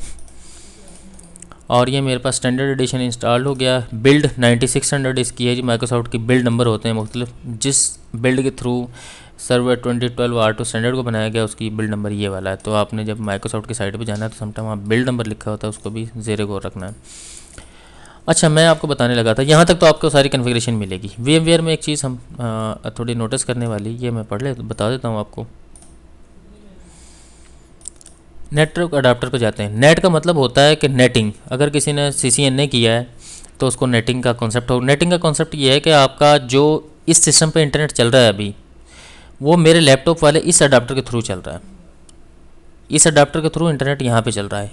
यानी कि अगर मैं व्हाट इज़ माई IP देखूँ तो मेरा IP ये वाला आएगा, ये वाला भी, इसके आगे भी फिर एक नेटिंग हुई है तो मेरी ISP का IP आ जाएगा। नेटिंग का मतलब ये है कि इस नेटवर्क अडाप्टर को शेयर करके इधर ले आओ, ठीक है। होस्ट ऑनली का मतलब क्या होता है, फॉर एग्जांपल यहाँ पे मैं एक और वर्चुअल मशीन क्रिएट कर लेता हूँ, ये वाली मशीन मैंने क्रिएट की हुई है, और मैं इनमें से कोई एक वर्चुअल मशीन के साथ कम्युनिकेट करना चाहता हूँ, या उसके साथ और मुख्तलिफ मशीनों के साथ कम्युनिकेशन करना चाहता हूँ। जो मैंने IP इधर दिए होंगे उनके साथ ये होस्ट ऑनली वाला कनेक्ट करेगा। शेयर्ड विद ये मेरे पास VMware जो है ना, एक होस्ट के तौर पर काम कर रहा है। उस होस्ट के अंदर जितनी भी मशीनें मैंने बनाई हैं या बनाऊँगा मैं, या हम बनाते हैं, उनके थ्रू उनकी आपस में जो कम्युनिकेशन है वो होस्ट ओनली के थ्रू होगी। कस्टम का मतलब है कि आपने कोई नेटवर्क अडाप्टर अलग से लगाया और आप चाहते हैं कि ये वाला नेटवर्क अडाप्टर इसके थ्रू काम करे, या फिजिकल नेटवर्क अडाप्टर आप इसे देना चाहते हैं। ये आप कहते हैं कि ठीक है, इस नेटवर्क के थ्रू तो ये बातचीत करे, लेकिन ये फिजिकल नेटवर्क के तौर पर भी कम्युनिकेट करे। फिजिकल भी मतलब ये कम्युनिकेशन करे। जैसे मैं इसको फिजिकल पर कन्वर्ट करता हूँ तो ये हो सकता है मुझसे रिस्टार्ट मांगे, या ये जो आइकॉन है देखें जी, ये चेंज हो गया, नो कनेक्शंस आर अवेलेबल। अब हमें इसे आईपी देना पड़ेगा। देखिए इंटरनेट का एक्सेस ढूंढ रहा है, अभी तक इसे मिली नहीं है। जब हम फर्स्ट टाइम सिस्टम इंस्टॉल करते हैं तो हमारे पास ये वाला स्टेटस आता है और हम जाके फिर उसे आईपी कोई आईपी असाइन करना होता है हमने। अब इन कन्फिग्रेशन को कहते हैं पोस्ट कन्फिग्रेशन। अगर आपने ऑपरेटिंग सिस्टम इंस्टॉल कर लिया, अब आप जब फिजिकल सिस्टम पे इंस्टॉलेशन करेंगे तो आपके सामने ये वाला स्टेटस आना है कि अनआइडेंटिफाइड नेटवर्क पे आप आ रहे होंगे। तो आपको क्या क्या करना होता है जी, आपको एक आईपी सेट करना होता है, देन आपको नेम सेट करना होता है, देन आपको अगर डोमेन से ज्वाइन करवाना है, अगर डोमेन एनवायरनमेंट डोमेन से ज्वाइन करवाना नहीं करवाना तो सिंगल रखे वर्क ग्रुप पे, डोमेन/वर्क ग्रुप पे आप काम करेंगे जी। उसके अलावा जो भी आपने पासवर्ड सेट करना है या जो कोई और पॉलिसी लगानी है वो लगाने के बाद आप ओरेकल की कॉन्फ़िगरेशन करेंगे जो कि ओरेकल 11G के लिए होती हैं। अब आईपी सेट करना है, नेम सेट करना है, डोमेन वर्क ग्रुप सेट करना है, ओरेकल कॉन्फ़िगरेशन करनी है। ये वाली सेटिंग जो है ना, ये आपने सेट करनी होती है पहले, मतलब सिस्टम इंस्टॉल हुआ और इंस्टॉलेशन के बाद। मैं कहता हूँ चलें मैं आपको अभी एक काम करते हैं, मैं यहाँ से ना एक आईपी लगाता हूँ पिंग। मैं कहता हूँ मैं किसी प्राइवेट आईपी देने की कोशिश करता हूँ कि क्या मेरा ये आईपी, वो कहता है जी देखें अनआइडेंटिफाइड नेटवर्क आ रहा है। मैं इसी का आईपी दे देता हूँ यहाँ पे जाके, और मैं स्टैटिक आईपी दूंगा, इसे डायनेमिक आईपी नहीं दूंगा। 172.16 ये RFC रिक्वेस्ट फॉर कमेंट का जो स्टैंडर्ड है उसके मुताबिक मैं आईपी चूज़ कर रहा हूँ। मैं कहता हूँ इसे मैं देता हूँ 30.1। इसका डिफ़ॉल्ट सबनेट मास्क मैंने दे दिया और मैं किसी भी इसे DNS का हिस्सा अभी तक नहीं बनाता। ओके जी, ओके किया, ओके किया, और यहाँ पे मैं इसके थ्रू इसे पिंग करके देखता हूँ। पिंग 172.16.30.1। क्या मेरे पास पिंग का रिस्पांस आ रहा है? नहीं। तो अब दूसरा क्या काम है जी हमारा, यहाँ पे हमने फायरवॉल को भी कॉन्फ़िगर करना होता है। तो फायरवॉल में जाकर मैं सिंपली क्या करूँगा, what I will do, sorry ये घंटे से ऊपर का टाइम जा रहा है लेकिन ये चीज़ अंडरस्टैंड करने वाली है क्योंकि ये आपके ऑपरेटिंग सिस्टम के ही पार्ट है। यहाँ फायरवॉल में जाऊँगा, इनबाउंड रूल में जाके मैं क्या करूँगा कि इको रिक्वेस्ट को ऑन कर दूँगा। ये मैंने इसको इनेबल कर लेना है। जैसे मैंने इसे इनेबल किया तो यहाँ पे मेरे पास रिस्पांस आना शुरू हो गया। ठीक है जी। और अगर मैं इसको अब आप देखें कि नेटिंग पे करता हूँ ना जैसे ही, तो ये आईपी गायब हो जाएगा एक तो जो मैंने दिया है इसे। अगर मैं यहाँ पे जाके करूँ और ये रिस्पांस आना बंद हो जाएगा। अब मेरे पास ये वर्चुअल मशीन जो मैंने बनाई ये फ़िज़िकल सिस्टम के तौर पे काम करेगी। और इसका नाम भी मैं सेट कर लेता हूँ। इस पर प्रॉपर्टीज़ में जाता हूँ और चेंज इसका नाम करता हूँ ORDB11G1। ठीक है जी, ORDB, बल्कि इसका नाम हाँ ठीक है 11GWS रखता हूँ इसका नाम, विंडोज़ सर्वर। ओके किया जी, क्योंकि हमने ओरेकल पे भी इंस्टॉल करनी है तो फिर हम उसका नाम कुछ और रखेंगे। ये नाम बहुत इंपॉर्टेंट होता है, अपने इन्वायरमेंट को समझते हुए रखना है। रिस्टार्ट नाउ का बटन दबाया, मैंने अब आईपी कॉन्फ़िगर कर दिया और नेम सिस्टम का कॉन्फ़िगर कर दिया और मेरा सिस्टम रिस्टार्ट हुआ, रिस्टार्ट होके वापस आया। अभी आपके जहन में ये क्वेश्चन होगा कि मैंने ये क्यों नहीं दिया, इसे DNS और गेटवे क्यों नहीं दिया। गेटवे होता है इंटरनेट के लिए और DNS होता है अगर आपके कंपनी में या आप जिस जगह पे काम कर रहे हैं वहाँ पर DNS। ISP वाला DNS ऑटोमेटिकली इसलिए मिलता है क्योंकि आपने बाहर की दुनिया से बातचीत करने के लिए DNS की रिक्वायरमेंट आपके पास होती है ताकि आपके नेम को IP में रिजॉल्व करे और IP को नेम में रिजॉल्व करे। चूँकि मेरे अभी इस लैब के इन्वायरमेंट में ये कुछ भी नहीं है, वो बाद में दिया जा सकता है, उसके लिए DB की कोई IP इज़ मस्ट, DB के इंस्टॉलेशन के टाइम वो मस्ट होता है। तो ये मैंने दे दिया है जी। ये हम कॉन्फ़िगरेशन करने लगे तो मेरे IP सेट हो गया, यहाँ भी ये काम ओके कर लिया मैंने, नेम भी सेट कर लिया ओके। और अभी तक जो है ना मैं अज्यूम करूँगा कि मैं इसे डोमेन का हिस्सा नहीं बनाऊँगा, डोमेन से ज़्यादा रखूँगा। अगर किसी ने डोमेन में काम कर रहा है तो डोमेन में कर सकता है, कोई रिस्ट्रिक्शन नहीं है। कुछ लोग ये सोचा छोड़ते हैं मार्केट में जी वर्क ग्रुप पे जी ओरेकल 11G की इंस्टॉलेशन होती है सही, डोमेन पे तो सिस्टम सही काम नहीं करता। ऐसे लोगों के लिए मेरे पास कोई कमेंट्स नहीं है। IT में कोई चीज़ कहते हैं जी, वो ऐसी चीज़ नहीं है कि जो पॉसिबल ना हो, हर चीज़ पॉसिबल होती है with some standards and limits and वगैरह वगैरह वगैरह। ओके जी, मेरे पास दोबारा सिस्टम आ गया वापस, और मैं यहाँ पे इंस्टॉलेशन करता हूँ, नहीं लॉगिन करता हूँ इसे, ABC123 मशहूर ज़माना एक पासवर्ड, इसने मुझे यहाँ तक कॉन्फ़िगर कर लिया जी। ये सारा मुझे नहीं कॉन्फ़िगर किया, सॉरी अगेन। सम टाइम बंदा बातचीत करते हुए जो है ना ऐसी बातें भूल जाता है जो उसे प्रॉब्लम का शिकार कर देती है सम टाइम। ओके जी, ये अभी तक मेरे पास ये आना शुरू हो गया था, हालांकि नहीं आना चाहिए था। अब ये सर्विसेज लोड हुई, जब तक मेरा सिस्टम ये की नहीं लगेगी ये वाला मैसेज आता रहेगा, जैसे की लग जाएगी तो ये वाला मैसेज गायब हो जाएगा। मैंने सर्वर मैनेजर में जाना है और एक काम और करना है इसमें, यहाँ पे .NET फ्रेमवर्क भी इंस्टॉल करना है हमने। ठीक है जी, अभी तक मैं ओरेकल के कॉन्फ़िगरेशन पे नहीं आया, वो उसकी अपनी रिक्वायरमेंट्स हैं। तो उसके लिए मैं क्या करूँगा, मैं सिंपली जाऊँगा यहाँ पे manage add roles and features, अभी वो उसकी अपनी इनिशियलाइजेशन चल रही है। देखें जी, आप कोई भी एरर नहीं आया अभी तक, या हो सकता है आ जाए यहाँ पे सर्विसेज में, तो आपने इसको ज़रूर देखना है। अभी तक भी कलेक्शन चल रही है। इसके लिए मैं क्या करता हूँ कि मेरा जो DVD है मेरे पास, उसे मैं खोलता हूँ, और DVD में ये इसलिए आ गई क्योंकि मैंने उसको क्लिक किया हुआ है, connect at power on click किया, और यहाँ पे एक फ़ोल्डर है मेरे पास सोर्सेज का, सोर्सेज में अगेन एक फ़ोल्डर मेरे पास SXS का। इसका पाथ मैं कॉपी कर लेता हूँ।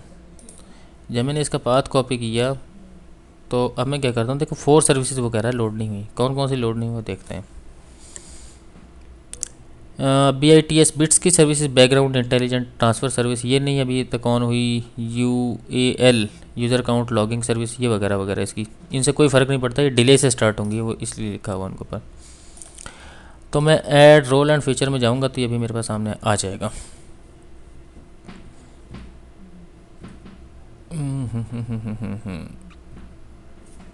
नेक्स्ट किया मैंने, और रोल बेस्ड और फीचर बेस्ड इंस्टॉलेशन यही करनी है। मैं अभी मेरे रेगुलर डेस्कटॉप सर्विसेज पे नहीं गया, ये अलग कहानी है। जो लोग अब देखें यहाँ पे मेरा नाम आ गया और इसका 30.1 IP भी मेरे पास आ गया। ठीक है जी, और ये सारा कुछ आ रहा है। और select a virtual hard disk का मतलब कुछ और है, मैं select a server from the server pool. Server pool का मतलब ये होता है कि आप इसमें मुख्तलिफ सर्वर और भी ऐड कर सकते हैं। प्रीवियस स्क्रीन पर अगर मैं जाऊँ यहाँ पर कहीं, सॉरी यहाँ पर नहीं आ रही, बहरहाल एक पूल हम विंडोज़ में बनाते हैं जिसमें मुख्तलिफ सर्वर्स को, अगर कोई और सर्वर आपके पास उसको भी इस पूल में ऐड कर लो, एकदम से सब पे इंस्टॉलेशन कर दो। इसको भी मैं, ये मेरे सामने एक जो है ना विंडो आई है, जो इसको मैं ऐसे ही नेक्स्ट कर देता हूँ, और नेक्स्ट किया तो यहाँ पे मेरे पास ये वो पिछले ये रोल थे सारे, ये रोल है, मुझे रोल नहीं चाहिए, मुझे फ़ीचर चाहिए। ये फ़ीचर्स हैं, मैं .NET फ्रेमवर्क में 3.5 को इंस्टॉल करना है, और बस इसको सेलेक्ट किया। मैं HTTP एक्टिवेशन और नॉन HTTP एक्टिवेशन को सेलेक्ट नहीं करता, नेक्स्ट करता हूँ। और जैसे नेक्स्ट किया तो वो कह रहा है कि ये रिस्टार्ट रिक्वायर्ड होगी या नहीं होगी, और कहता है जिस अगर आपके पास कोई पाथ है जहाँ से आपने, या तो नेक्स्ट कर दो अगर आपके पास DVD लगी हुई है, तो समटाइम DVD को नहीं उठाता, देर लगाता है, तो मैं इसे अल्टरनेटिव पाथ असाइन कर देता हूँ। मैंने पाथ सेलेक्ट किया हुआ है पहले से, ये वाला दिया, ओके किया और इंस्टॉल।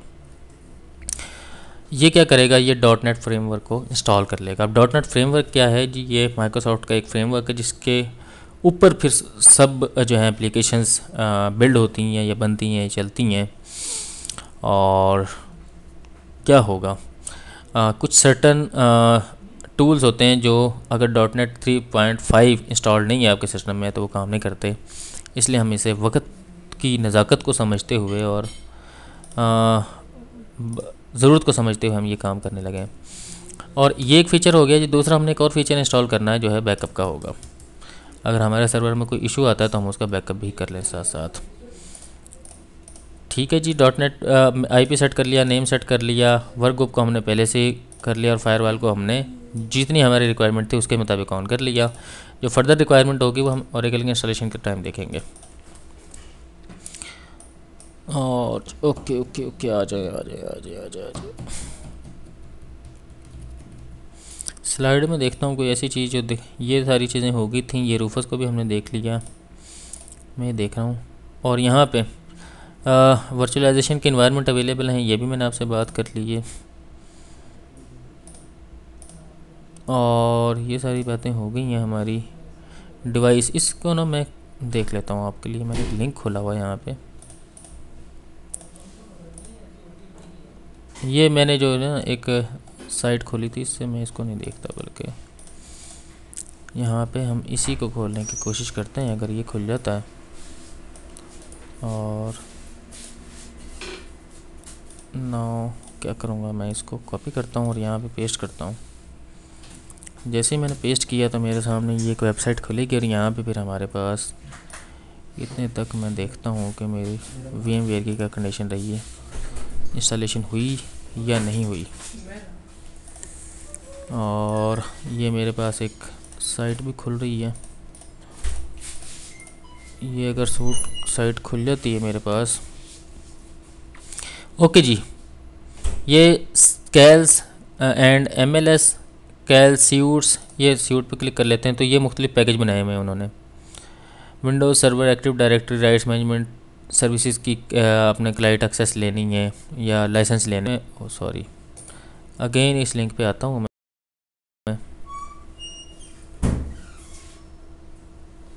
और इस लिंक पे क्लिक करके मैं देखता हूँ कि क्या होता है। जी पर कोर लाइसेंस, यहाँ पे खुल गई पूरी एक कहानी। और VMware को भी साथ साथ देखते हैं। इंस्टॉलेशन क्यों नहीं हो रही, हो जानी चाहिए थी भाई, हो जा। ओके जी, इतनी देर तक हम इसे देख लेते हैं। ये टाइम मेरा काफ़ी क्रॉस कर गया, मैंने समझा था कि 1 घंटे में कवर हो जाएगा, लेकिन नहीं हुआ। User CAL, with the user CAL you can purchase a CAL for every user who access the server to use services such as file storage और printing regardless the number of devices they use. यहाँ पर device का क्या मतलब है जी, with a device CAL you purchase a cal for every device that access your computer, your server, regardless of the number of users who use the device। मतलब आपके पास option है, आपने पर डिवाइस बेस लाइसेंस लेना है या user base licence लेना है। और यहाँ पे कहीं लिखा हुआ है पूरी ये कहानी, ML management server licence, under the management server licensing model you must require assign the required number of appropriate category of server वगैरह वगैरह, और सारी ये कहानी लिखी हुई है। मैं देखता हूँ कि ये मेरे पास ओके इंस्टॉलेशन तकरीबन करीब करीब पहुँच गई है हमारी होने के। तो यहाँ पे नोटपैड खोलते हैं जी, यहाँ पे हमारा फ्रेमवर्क ये भी ओके हो गया। अच्छा, कुछ लोग जो ओरेकल की वेबसाइट जो है ना अपनी खुद रिकमेंड करती है कि आप इसे ऑफ़ कर दें फायरवॉल को, लेकिन मैं स्ट्रांगली इस चीज़ के ख़िलाफ़ हूँ कि फ़ायरवॉल को क्यों ऑफ़ करूँ भाई। फ़ायरवॉल जिस काम के लिए बनाई गई है, अगर वो काम ही नहीं लेना तो मुझे क्या फ़ायदा है इस फ़ायरवॉल को बंद करने का। सम लोग कुछ कभी कभी मैं खुद भी ऐसे करता हूँ कि मैं जब इंस्टॉलेशन करता हूँ ओरेकल की, ये इंस्टॉलेशन मेरे ख्याल में क्लोज़ करूँ अगर इसे, ये हो गई है नहीं हुई। ये देखें डेस्टिनेशन सर्वर, ये ORDB11GWS लिखा हुआ है। तो मैं क्या करता हूँ, मैं ऑफ़ कर लेता हूँ फायरवॉल को, और जब मेरी इंस्टॉलेशन हो चुकी होती है उसके बाद मैं उसको दोबारा ऑन कर लेता हूँ। तब मुझे अगर कोई एरर भी आएगा तो मुझे खुद पता चल जाएगा। फायरवॉल समटाइम कुछ सर्विसेज को या कुछ पोर्ट्स को ब्लॉक करती है, जिसकी वजह से वो रिकमेंड करते हैं कि आप जनाब इसको रहने दें, जो है ना आप फायरवॉल को ही बंद कर दें। एक टिक का नोटिफिकेशन आ गया जी, क्या एरर आ रहा देखते हैं इसे। टास्क डिटेल क्या आ रही है कहीं यहाँ पे, ओके खैर मेरे ख्याल में इंस्टॉलेशन हो गई है, सक्सीडेड हो गई है जी इंस्टॉलेशन। इसमें मैं एक और फीचर इंस्टॉल कर लेता हूँ, ये मैंने आपको बताया था बैकअप वाला था, और बल्कि वो बात की बात है, उसका ओरेकल से कोई ताल्लुक़ नहीं है। तो मैं इस जो है इंस्टॉलेशन के पार्ट को यहीं पे क्लोज़ करता हूँ। अब हमने जो बेसिक इंस्टॉलेशन है वो सारी कर ली है, और बेसिक इंस्टॉलेशन में हम देखते हैं कि हमने अभी अपने ड्राइव को फॉर्मेट नहीं किया जिस पे हमने डेटाबेस इंस्टॉल करनी है। तो ये डी ड्राइव को मैं फॉर्मेट कर लेता हूँ, और इसका फाइल सिस्टम में मैं NTFS रखूँगा, क्योंकि जो है FAT32 वगैरह इसमें अवेलेबल नहीं है। REFS को मैंने यूज़ नहीं करना, मैंने NTFS को यूज़ करना है। और इसका लेबल मैं दे देता हूँ, वॉल्यूम लेबल मैं कहता हूँ इसमें 11GDB इसका नाम देता हूँ। किक फॉर्मेट करता हूँ इसे मैं, ओके। किक फॉर्मेट के बाद ये मेरे पास अवेलेबल है, और इसको रिमोटली एक्सेस करने के लिए मैं एक काम और करता हूँ कि इसके प्रॉपर्टीज़ में जाता हूँ, और यहाँ पे रिमोट सेटिंग में जाके अलाउ, और ये वाली जो सेटिंग है इसे मैं बंद कर देता हूँ। ये क्या है, ये MCC की कहानी है, तो इसे भी हम डिस्कस नहीं करते। और एक चीज़ सबसे इम्पोर्टेंट रहेगी जी हमारी, यहाँ पे टाइम जोन हमने चेंज नहीं किया इसका, तो इसको मैं स्मॉल आइकॉन में कर लेता हूँ और यहाँ पे कहीं जोन की सेटिंग आ रही होगी। रीजन में जाके देखता हूँ कहीं यहाँ पे तो नहीं आ रही, या यहाँ पे आ रही। टाइम एंड चेंज, और ये चेंज टाइम जोन, और यहाँ से मैं इसको पाकिस्तान सेलेक्ट कर लेता हूँ। +5 इस्लामाबाद कराची। ओके, अब ये मेरे पास सही टाइम आ गया है। और तो हम यहाँ पे ये एक नई भी चीज़ लिख लेते हैं कि हमने time zone according to region. Okay जी, यहाँ तक हमारी इंस्टॉलेशन पार्ट 1 कंप्लीट होगा। पार्ट 2 में हम देखेंगे लिनक्स की इंस्टॉलेशन कैसे करते हैं। ये उन लोगों के लिए था जो विंडोज़ को लव करते हैं और चाहते हैं कि उनकी जो डेटाबेस है वो विंडोज़ एनवायरनमेंट में चले जी। ओके जी, अल्लाह हाफिज़, खुदा हाफिज़।